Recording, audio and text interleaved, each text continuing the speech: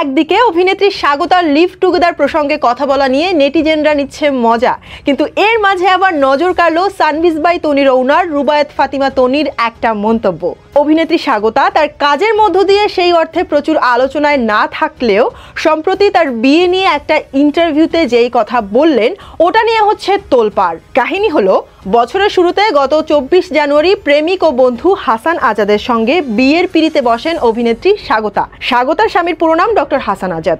তিনি লন্ডন প্রবাসী, তার জন্ম পড়ালেখা সবই যুক্তরাজ্যে। সম্প্রতি এক সাক্ষাৎকারে স্বাগতা জানিয়েছেন বিয়ের আগে হাসানের সঙ্গে 1 বছর লিভ টুগেদারে ছিলেন তিনি, সেখান থেকেই দুজনের সিদ্ধান্ত নেন বিয়ের। স্বাগতা বলেন, আমি আর হাসান 1 বছর লিভ টুগেদার করেছি, তারপর দুজনকে পার্টনার হিসেবে পছন্দ করেছি।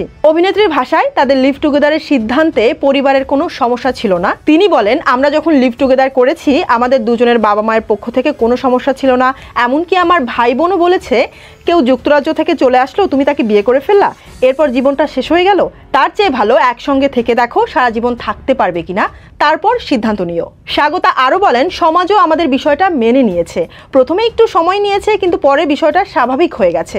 আমি মনে করি আমাদের সমাজও পরিবর্তন হচ্ছে, ডিভোর্সও নর্মালাইজ হচ্ছে, লিভ টুগেদারও নর্মালাইজ হবে।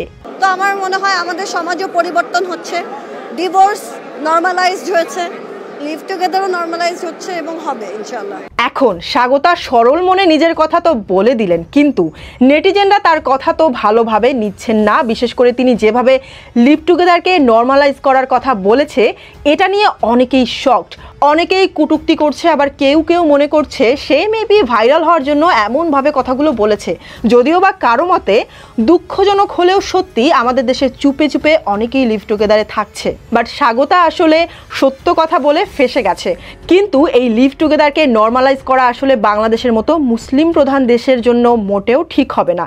যাই হোক, এসবের মাঝে আবার ওই ইন্টারভিউয়ের ভিডিওর নিচে রুবায়েত ফাতিমা তনির একটা কমেন্ট সবার নজর কেড়েছে, যেখানে তনি লিখেন, আমাদের লেহেঙ্গাটা যে পরে ছিঁড়ে ফেরত দিয়ে গেছেন টাকাটা কে দেবে আপা? ক্যামেরার সামনে বড় বড় কথা বলতে পারেন আর বাস্তবে স্টাফদেরকে মানুষ মনে করেন না, যা তা ব্যবহার করেন, সব কিছু ফ্রিতে পেয়ে অভ্যাস হয়ে গেছে, তাই মানুষের কষ্টের টাকাকে কিছুই মনে করেন না। কিন্তু এসবের মাঝে এখানে আবার তাদের মধ্যে কবে কি ঘটনা ঘটেছে সেটা তো জানা নেই। তবে পাবলিকদের রিয়াকশন নিয়ে স্বাগতার এখন পর্যন্ত কোনো স্টেটমেন্ট পাওয়া যায়নি। যাই হোক ভিউয়ার্স, স্বাগতার এই লিভ টুগেদার নিয়ে যে বক্তব্য সেটা নিয়ে আপনাদের কি অপিনিয়ন?